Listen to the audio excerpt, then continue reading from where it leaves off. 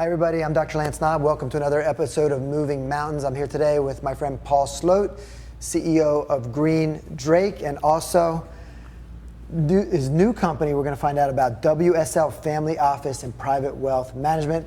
Paul, welcome. Thank you, Lance. So good to have you here. So much to talk about. Always love the financial expert minds. And as I said earlier, I feel wealthier just having you here. Well, thank you so much. So it's been fun to get to know you over the last couple of years. But there's a lot of gaps in what I know about your journey. And I know you've had a unique journey and definitely have some interesting stories. So for myself and everyone listening, can you tell us a little bit more about your journey to get here?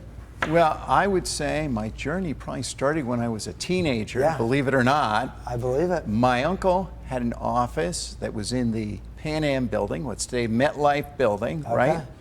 And he ran a brokerage office for Gruntle & Company, a company that was ultimately bought by Merrill Lynch. Okay. And every time I went into New York City, I would stop by his office and chat with him and watch the ticker tape when such a thing existed. Yeah. Which is a long time ago, right? And that's how I got interested in Wall Street. Okay. And then went to college, came back, got a job doing commodities of all things, got an MBA, ended up working on Wall Street, working my way up, and then I got an opportunity to come down to Philly to work for Wellington Management to help them manage one of their products. And that really launched my career. So I co-managed a multi-billion-dollar product for Wellington, then went off on my own with a bunch of other people, and we built an investment firm that was highly successful.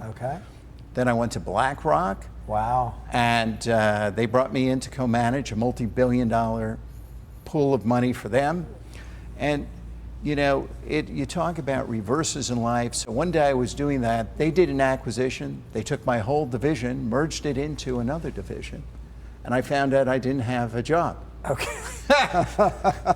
Right? Yeah. So one day I'm managing billions of dollars. Next day, I'm not. Yeah. And so I ended up starting my own company. Very nice. Started my own private fund. That was Green Drake? That was Green Drake. Okay. And ran a private fund for some very wealthy investors for about a decade. Okay. Did very well for them. And then I turned the firm into an RIA that started doing advisory work. Registered investment advisor. Okay. And I started doing advisory work for all of them.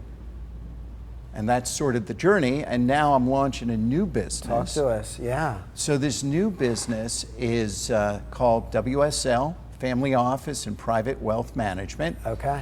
And I have a partner in that business, a guy named Andy Watson. Andy used to be CEO of Dubai World. Okay. And oversaw $32 billion in assets for Dubai. Wow. And so Andy and I are going to build a multifamily office together, and we're going to take some of our existing clients and formalize what we're already doing. And then scale the business. Wow, that's exciting. I flew Emirates Airlines and was exposed to more about Dubai because I really don't know that much, and it's pretty amazing what they're doing in Dubai. So yeah, give us a little bit more about this new company then. What's the vision? Who's the ideal client that you're serving? So the vision is we're going to be serving successful families that actually have operating assets. That means they haven't exited the business, they don't plan to exit the business, or maybe that exit is far in the future. Okay. So typically, if you look at today's multifamily offices, they effectively are high-scale wealth management firms. Okay. What they do is they'll collect assets and manage those for other people. But what we're going to do is advise the families on their businesses and how the businesses fit with their other assets so they create a coherent plan going forward in managing all their assets. Wow, and I can see that as a gap even from what I know, like getting the coaching on the actual business part of it. Right, so because that sounds pretty unique. Yeah, because we're very good at providing strategic advice, and we have strategic partners who can do a lot of heavy lifting on an operational basis Okay. on the companies where needed. Okay. So give me a little bit more then about the families and maybe even the type of businesses that they have that you serve. Well, the families are all over the place in terms of businesses, as you would expect, Lance, right? So the families, I have a family that has thousands of multifamily apartments. Okay. I have a family that has a manufacturing business. I have another family that has a technology business. I have another family that has a healthcare business. Right. As you can see, they all are related. What's the relation? They're all operating businesses. Okay. That's about it. What is the commonality? There's got to be something that you look for and to make a good fit on both ends. Well, what's a good fit is that they're looking for outside advice to give them some perspective. Think of it when you're running a business, you're looking from the inside of the fishbowl, right? And you can't see what it looks like from someone else looking in. Sure. Right? And so what happens is we give them that perspective of someone else looking in on the fishbowl. Yeah. And it helped them avoid some of those blind spots. Correct. And, you know, really what I'm hearing from a lot of the bigger private equity names is they put somebody in front of the entrepreneur who's already been there, right? Because that just can totally help them get further faster and just prevent some easy mistakes. Correct. Yeah, and you guys have been there with, I mean, because we've invested in so many different businesses. Yeah. So I've invested in everything from technology to oil refineries to farmland to you name it. I have probably done it at some point. I want to hear about your due diligence process, but we'll come back to that. You mentioned, where I want to go next, you mentioned this earlier, kind of the low points. We always love to hear, I mean, what you've done now with multiple companies and BlackRock, and you've done, reached some pretty high levels of success. How did you handle the low points, the valleys along the way, including from like a mindset standpoint? How did you power through? Well, I think it was about getting up every day and thinking about where you want to be. Okay. And what is necessary to do that day to get you where you want to be. Yeah. Right? It's not that like you wake up and all of a sudden you make these giant leaps. Most of business is about grinding it out, doing the next thing that needs to be done, and staying focused on doing that regardless of what's going on. Right, so just doing that next most important thing. And the next most important thing, and understanding that you have a series of next most important things that will take you there, right? A journey of 1,000 miles starts with a step. Yeah, because it's really, that was my experience. It's a lot of singles and doubles. Correct. Because I had a really talented person help me in kind of business development marketing that was always looking for a grand slam. And we grew at 39% with singles and doubles. And really, my goal was always to outpace the market and be the leader. And by having that as the goal, we came in second, which was pretty good and just fine. But yeah, you're not getting home runs and grand slams. No, we're just looking to accumulate especially for the new venture, to bring in new clients, and we don't need a home run. We just need singles and doubles consistently, and we can scale the business. That's it. And during any down periods in your journey, how did you, from a mindset standpoint, anything particular that you focused on, or it was just that immediate next step? You stayed focused. Well, it's thinking about what is that next step, and also what do I need to do now? Yeah. Right? When you have a reverse, you need to evaluate why it happened, right? Yeah. What is the lesson you learned from the reverse? Right. And then what are the actions you should take as a result of the lesson you learned? And then the other thing is, how do you avoid putting yourself in the same situation in the future? Right. Right? And so that's all about the journey, right? Because as we know, nothing's a straight line. For sure. You don't get somewhere without having a few things go wrong over the years. Yeah, it's And almost like the image, right? There's definitely some ups and downs. There's ups and downs. And when you say to get to where you want to be, would you say that's the same as your vision, kind of like Cameron Herold type language, vivid vision? Yeah, I would say vivid vision, right? Okay. I mean, so if I were to think about this business 5 to 10 years from now, this new co, I could see we could have 100 to 150 clients, and we could be managing anywhere from 10 to 20 billion dollars in assets. Okay, wow. Right, so it's really that simple. Yeah. What does it take to get the first client and the second client and then the fifth client and then the 10th client? Right. And then what are the resources you need to manage 2 clients and then 5 clients and then 10 clients and then 20 clients, right? It's really that simple, that you're building the machine that's going down the highway at 100 miles an hour, right? Yeah. While you're going down the highway at 100 miles an hour. That's never easy to do, to build the airplane, fix the airplane while you're flying it. So good. Paul, we're just getting started on all of this. We're gonna take a quick break, thank our sponsors, and when we come back, I'm gonna ask how you approach your lifestyle to stay energized, avoid burnout. Everybody stay tuned, and we'll be right back. Dialpad AI works for you, It won't make your coffee. but it will help crush your sales goals. It won't clean the fridge. But it will tell you who's happy on customer service calls. It's not that AI. It simply does the busy work for you. Dialpad AI for customer service, sales, and team collaboration. All in one app. Dialpad. Work beautifully. Kids are so expensive, Dad. Now Katie needs braces.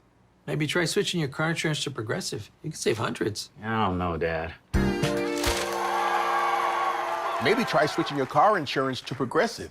You could save hundreds. It's a great idea, TV Dad. But I said the exact same thing. Someday when you're a father, you'll understand. I'm his father. It's not a competition. Listen to Your TV Dad. Drivers who switch and save with Progressive save nearly $700 on average. Joanne, are you ready? Yeah, I'm ready. Market news, experts, the economy, investment topics, and much more. I'm Joanne Morgano, and this is Martin Salzman. And we're financial advisors. We'll give you the latest happenings on everything that affects your money. And have a little fun along the way. We will. Join us every Thursday and Friday at 6 p.m. on It's Your Money with Joanne and Martin.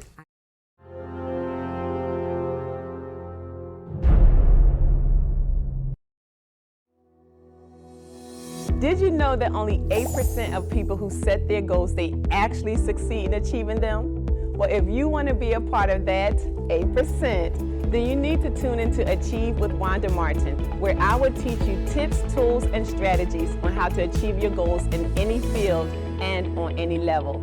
So tune in, watch me on the RBN Network on how to achieve your goals and be a part of that 8%. I am a grey god and have a fearsome wrath. Watch this.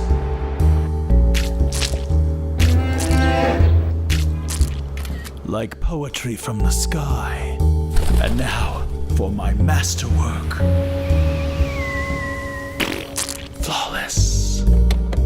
Your armor all will never stop me. It just did. No, Landwalker. Hey everybody, welcome back to Moving Mountains. I'm Dr. Lance Knaub. I'm here today with Paul Sloate. Paul, we're talking about some really great stuff. It's fun to learn more about you and how you've gotten to where you are right now. With all that being said, lots of things to juggle even now. Correct. How do you juggle it all, from a lifestyle standpoint, and really stay healthy and fresh and not get sick, not burn out? And specifically, I always like to know how much sleep you get. How much sleep do I get? Yeah. I sleep 7 hours a night. Okay, very good. Steadily and no problem. Wow. What time do you go to bed? What time do you get up? I get to bed around 10:30 and I'm up 5:15, 5:30 in the morning. Very nice. Yeah. Okay. So it's kind of, my body just tells me most mornings. Okay, good. And how about right now that you have the newer organization, how are you, managing it all from a lifestyle standpoint? Well, here's the thing. So every morning, my day starts with a half-hour walk. Okay. So it doesn't matter whether it's raining or snowing or whatever, I'm out there walking every day. And then I also work out several times a week, as you know. And I picked up a couple of other hobbies, and then on the side I do fly fishing and a whole bunch of other things that give me good breaks from what I do. What kind of exercise do you like to do? What kind of exercise? Well, I do martial arts. Okay. As you know, I'm an instructor. Yeah. Right? So that keeps me kind of busy. Okay. And what discipline do you do? I do Kempo karate. Okay. Right? So I teach a couple of times a week. Very nice. And that's kind of fun. And then the other thing I picked up lately is I've started to play pickleball. Okay. Which is a lot of fun and really social, and I've gotten to meet a whole new group of people. Oh, fantastic. Yeah. And how about mindset-wise? Anything that you do? Well, I do a couple of things. Yeah. I'm constantly reading. So I read books all the time. I actually spend 2 to 2.5 hours a day reading. Wow, that's impressive. How Right? much professional and how much other? Well, I would say I'll spend at least an hour and a half of professional reading. Okay. Just to keep up on things. Yeah. And another hour of books to make me better at what I do, at what I need to learn, etc. Wow. So good. Well, I mean, that's pretty well-rounded lifestyle stuff. I was on a call just yesterday, and some of these guys, it was like a longevity type call, and people were doing lots of fancy things, but something was said that really resonated with me, like 80 to 90% of the gains are just from the basics, right? Nutrition, sleep, and exercise. Right, if you get those three basics in, that's it. And then the other thing I try to do every morning is I journal every morning. Okay. Right? And I have a thankfulness portion to my journal and what I'm grateful for, which I think is really important to remind ourselves. Totally. And then I have another portion where it's just interesting thoughts I have. Could be on life, could be on business, or whatever. And then I set the priorities for the day. Okay. What are the key priorities that need to be done that day? Yeah, so good. I'm reading all the time management things right now. I just finished the one thing, and I'm right now going through How to Buy Back Your Time by Dan Martell. So, no, I love that approach. We could talk about that for a long time, so maybe we'll come back to it if we have time. I definitely wanted to ask you about all these interesting hobbies that you have. Talk to us. Yeah, well, so I started doing fly fishing when I was about 12. Yeah. My grandfather taught me. Okay. And I've been doing it now, it's hard for me to say, over 50 years. Wow. Right? Yeah. And so it's just great, it's relaxing. You get out on the stream and everything disappears. Okay. It's just you, the line, and the stream. Yeah. And it's wonderful. And when you go fly fishing, you're always someplace where it's beautiful and you're in nature and it's very relaxing. Right. Right, so. Yeah, I'm just visualizing that and can't wait to try it. My son is getting into fishing, so we're both gonna have to try some fly fishing. Okay, well. Where do you recommend? Where's the first place we should go? Well, I think the first thing you should do is many of the fly shops run free fly casting clinics. Okay. So go to your local fly shop and see if they have some free casting clinics so you can learn how to actually cast. Okay. Because it's different than using a spinning rod. Okay. Yeah, I've never done it. So, yeah, I know you are very diverse in your recreation and hobbies. What else are you spending your time with? Well, on the hobbies, I also do another hobby I do is ballroom dancing. Okay. Which I picked up a few years ago. Okay, I did not know that. Yeah, it took me a little while to get the hang of it. Yeah. Because it's different, and in fact, my my instructor asked me in the beginning a few times, what are you doing? I said, well, this is how I would position my body if I was doing martial arts. And she said, no, this is dance. Right? So she had to remind me in the beginning. But once I got that down, then I went up the curve in terms of performance. It's a J curve then, it accelerated. It accelerated. Okay, good. No, I love that. When I know you already mentioned the martial arts, and yeah, you're like the most interesting man, just always trying new things. How do you decide what you're going to try next? That really depends on my time, what I choose to do with my time, and then what is available and realistic for me to schedule into my time. And you were talking about time management before, right? Yeah. And so part of it is these things don't happen by accident. They happen because I make sure they happen. Right. They get scheduled into the calendar, yeah. and therefore they're on the calendar because it's easy, given how busy I am and given how busy you probably are. Yes. If they don't get scheduled, they don't happen. For sure. Yeah, you got to calendarize things, and Dan Martell, if you're familiar, is big on, actually no, it's Gary Keller in The One Thing, time blocking, those priorities. Yeah, super important. And when you look back on how you actually spent your time, right, that's really where your priorities are, no matter what you say. Right. Regardless of what you say, where you spend your time and where you spend your money are your priorities. Right. Yeah, you're right. The money too. Yeah, for sure. Well, I love that. So if you were to boil down your best thoughts for people that want to achieve the highest levels of success in both life and business, right, not just business, as you've done, what would you recommend to everyone listening? Well, I would recommend two things. One is focus on the long-term goal. Okay. And in getting there, being open to helping other people and having them help you, right? Because none of us knows everything. So that's number one. And number two, having an even keel and really being able to up your emotional intelligence, to read the room, to be able to help people and understand other people and where they are coming from. Right. So you can meet them where they are. Right. Okay. Yeah, some good messages. I know, obviously, Dale Carnegie is big on thinking through other people's perspective, and Tony Robbins is big on NLP, and I've just had a little bit of, education in that. I'm just trying to match someone else's. Well, because as you know, I do a lot of public speaking. Yes. Part of, another thing we never got to talk about. Yeah. But part of public speaking is understanding your audience's viewpoint so you can deliver a message that they can relate to, that is relevant to them, and that gives them the information and the framework for them to take home with them. Right. Right? And there's a lot of natural language processing involved in doing that and thinking about what words you're going to use, what examples, what stories you're going to tell them.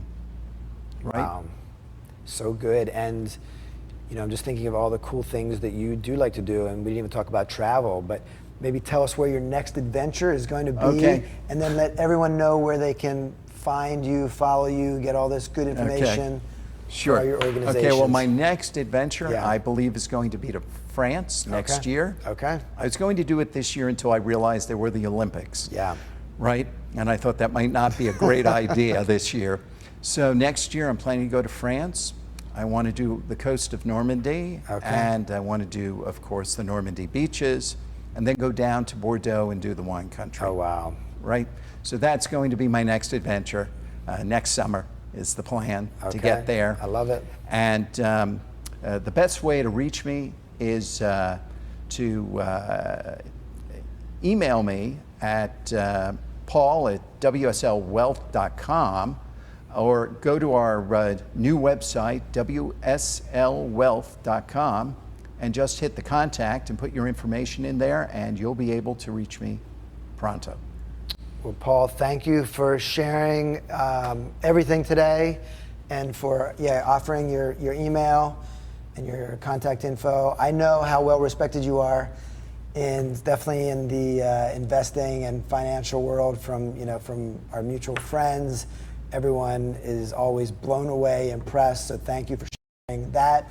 And we all appreciate you sharing all your life's lessons and business lessons as well. So we appreciate you. Everyone listening, please check Paul out and Green Drake and WSL, and tune in next week for our next episode of Moving Mountains.